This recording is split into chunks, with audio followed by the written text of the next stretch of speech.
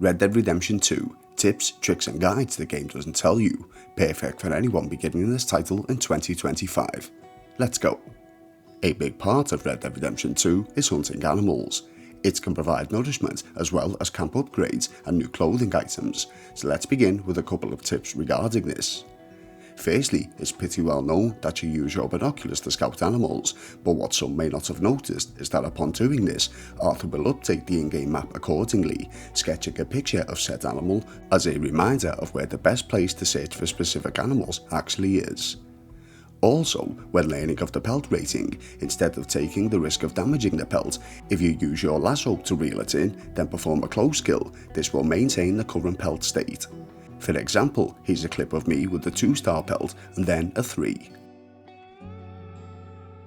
Another thing to remember, on a quick side note, is that corpses can rot if not put to use pretty quickly, so be sure to use them accordingly as quick as you can, whether that be using the hides for clothing or selling to a butcher stall.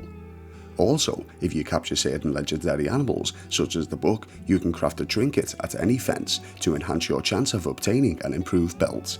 All different trinkets have all different traits. Speaking of legendary animals, don't fret too much if you perish while carrying one on your horseback, as even though all the other pelts may be lost, the legendary ones will automatically be transferred to the trapper.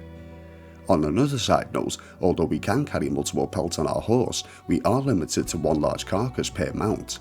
An easy way around this is to obtain a secondary horse and use that one to travel, whistling for your primary to follow. Now you've doubled your carrying capacity.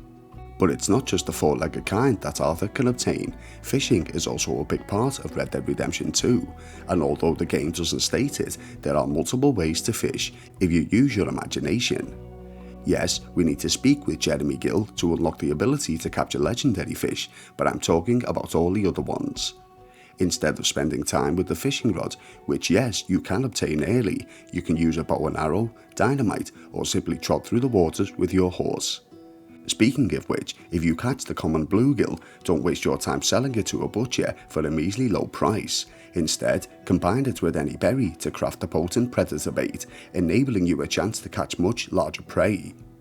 Lastly, small game such as squirrels, or basically anything that Arthur can fit straight into his satchel, are immune from deterioration. One less thing to worry about. Also, if you haven't unlocked a horse brush from the mission with Hosea, run your horse through a body of water to keep it clean. And speaking of getting around on a horse, let's look at some tips for this too. After completing the first Hairstrauss deck collection mission, Arthur can purchase upgrades for the camp. If you upgrade Arthur's tent, around the back is a fast travel map now unlocked. Also, after unlocking this particular feature, when Arthur sets up camp in the wilderness, he can now fast travel to previously visited towns and locations from there too. We're all aware that you can hitch your horse, but did you know that this isn't just limited to hitching posts? Whenever you're near a tree, a telegraph pole, or even an open ground, you can hitch your horse and go about your business, safely knowing that your steed will stay put. You can also dictate which side of the horse you dismount from by using the analog stick or mouse controller. It's also worth mentioning, as I'm sure it's happened to most of us, that you can easily avoid face planting a tree or tripping over a rock whilst travelling. If you simply hold down your acceleration button, your mount will automatically navigate through the rough terrain, avoiding all collisions. Also, if you activate the cinematic mode, even when travelling at top speeds, your horse will never run out of stamina and buck you. Lastly, for the horse, if you ever encounter an individual who's trying to steal your mount from you, when they're riding off, just whistle and your horse will buck the thief, allowing you to deal with them as you see fit. Now let's look at some general gameplay tips for not only surviving the world of Red Dead Redemption 2, but also enjoying and experiencing every aspect. Something the title doesn't clearly explain, and if it does, it's very brief, is how the core system actually works. It's pretty simple. The icon consists of 2 sections, the core and the ring. The core itself is the base, and the ring is the current available access, if you will. When you use up your outer ring, you will now begin to deplete the core instead. For example, if Arthur is sprinting for an extended period of time and drains both the ring and the core, he will be able to sprint no longer. The speed the ring regenerates also depends on how full the core itself actually is. To keep each one topped up requires different types of items. For example, provisions will replenish cores and tonics will replenish rings. Spend some time studying foods in the menus to get a full understanding. The current climate also affects your cores. If you're in a colder climate such as the north and you're not suitably dressed, the core will display a snowflake icon indicating that Arthur feels too cold. Being too hot or too cold will begin to deplete your cores at a faster rate. As we discussed, you can replenish your cores by eating provisions, but what if you have none, nor the funds to acquire any? Well, you're in luck. Visiting most saloons, there's always a little treat upon the bar, such as these free almonds in the Rhodes Parlour House to keep you covered. But where is a good place to look for other free replenishments? Well, if you spot a smoke trail in the distance, that's normally an indication of a small campsite.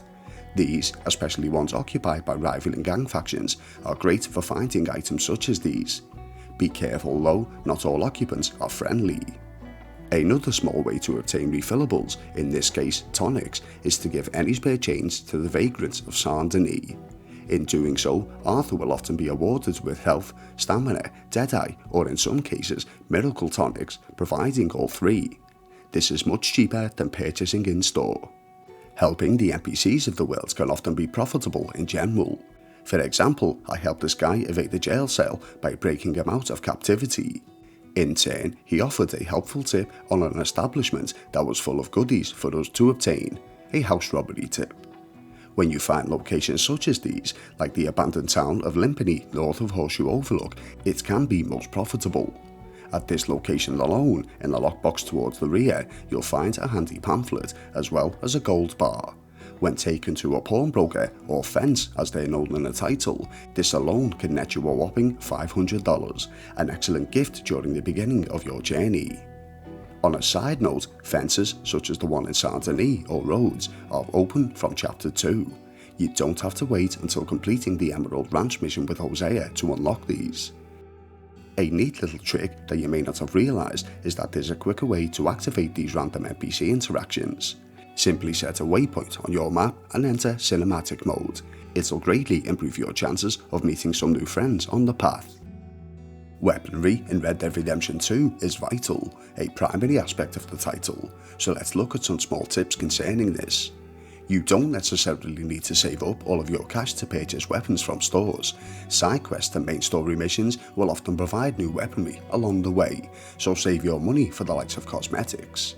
It's also efficient to purchase wraps for your guns, which will slow down the deterioration of the weapon. Weapons will of course become dirty over time, especially after excessive use, or getting them caked in grime, or even getting them wet.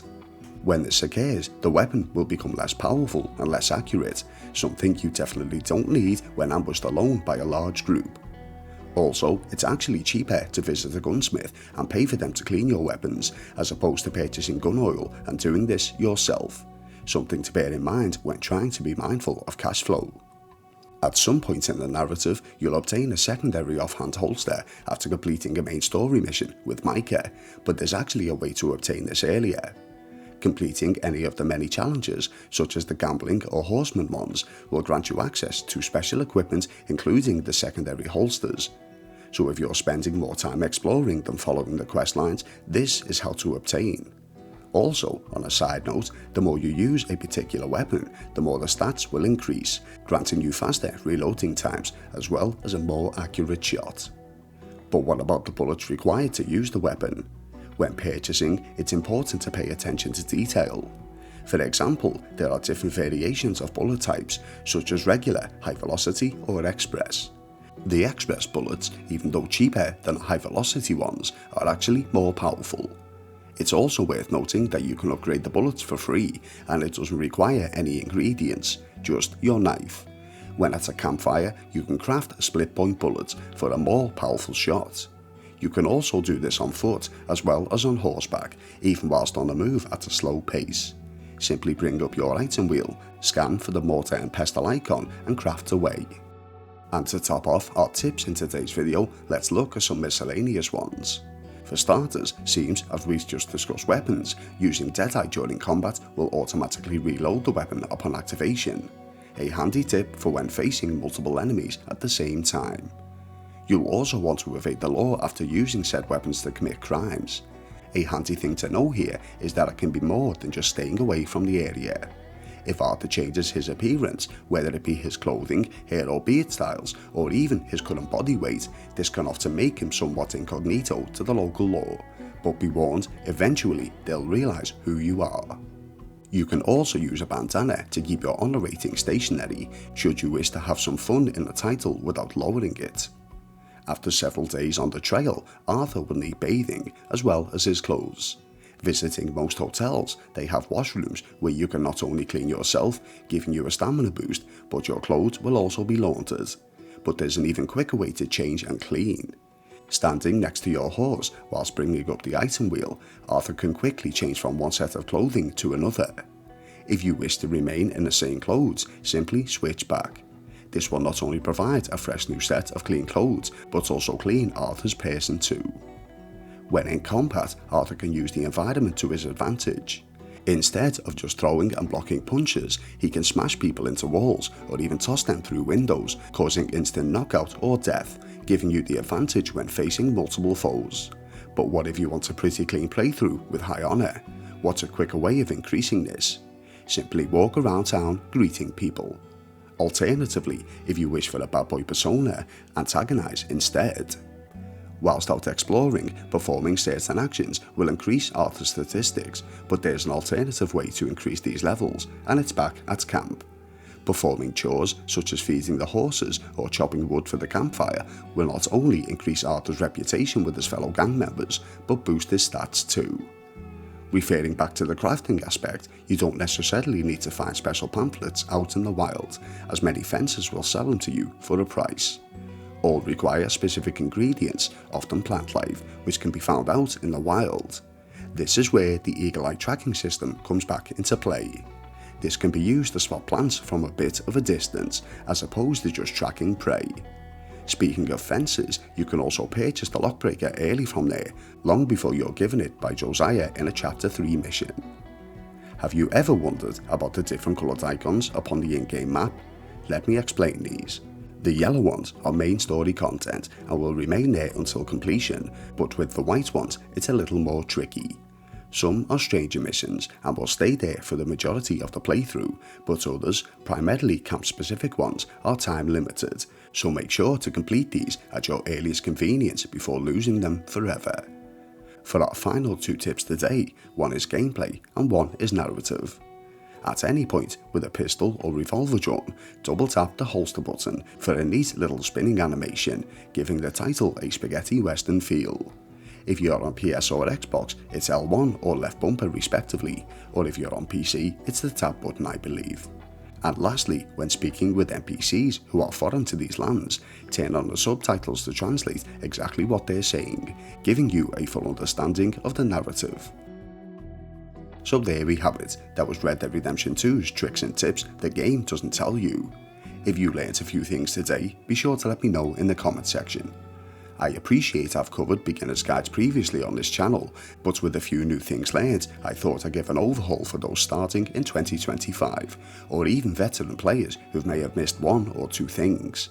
If you enjoyed what you saw today, you all know what to do, and if you're new to the channel and haven't subscribed already, please consider doing so. Thank you all for watching. You've been listening to Phil of Philby Gaming, and I'll see you in the next video, where we'll be exploring the entire story of the Wapiti Indian tribe.